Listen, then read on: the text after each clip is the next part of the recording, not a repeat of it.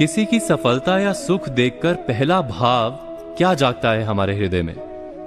किसी पुरुष को सुंदर पत्नी या किसी स्त्री को सुंदर पति प्राप्त होते हैं, बड़ा वाहन या कोई सम्मान प्राप्त होता है, तब हम अवश्य आनंद तो प्रकट करते हैं, किंतु क्या हृदय नहीं कहता ये सुख या सफलता अथवा ये वस्तु दूसरे को नहीं मिलती तो हमें सुख होता।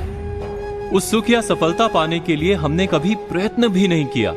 उस वस्तु की इच्छा तो दूर, हमने उस वस्तु का स्वप्न भी नहीं देखा, फिर भी मन ईर्ष्या से भर जाता है। हम दूसरों का दुख देखकर आनंदित होते हैं और दूसरों का सुख देखकर दुखी हो जाते हैं। हम अपना सुख भोगना छोड़ ईर्ष्या के कारण व्यर्थ ही दुख माथे पर उठा लेते हैं। तो ये ईर्ष्या क्या है जो बिना कारण हमारे सुख का भोजन कर जाती है? हम विचार कर रहे थे ईर्ष्या के विषय में। इतना तो हम जान गए कि ईर्ष्या हृदय का गुप्त भाव है। हम लाख समझते हो कि ईर्ष्या उचित नहीं, फिर भी ईर्ष्या जाग जाती है।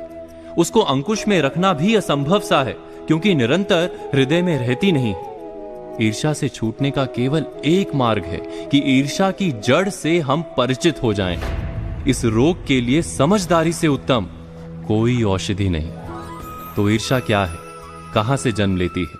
क्या आपने कभी इस पर विचार किया है? जन्म लेती है जब किसी को कोई सुख, कोई सफलता या कोई वस्तु प्राप्त हो जाती है तो वास्तव में उसका जीवन बदलता है, समाज में उसका स्तर ऊपर उठता है। वस्तु छोटी सी ही क्यों ना हो, कम से कम लोग उसका अभिनंदन अवश्य करते हैं। कुछ समय के लिए वो निकट के समाज, परिवार या मित्रों की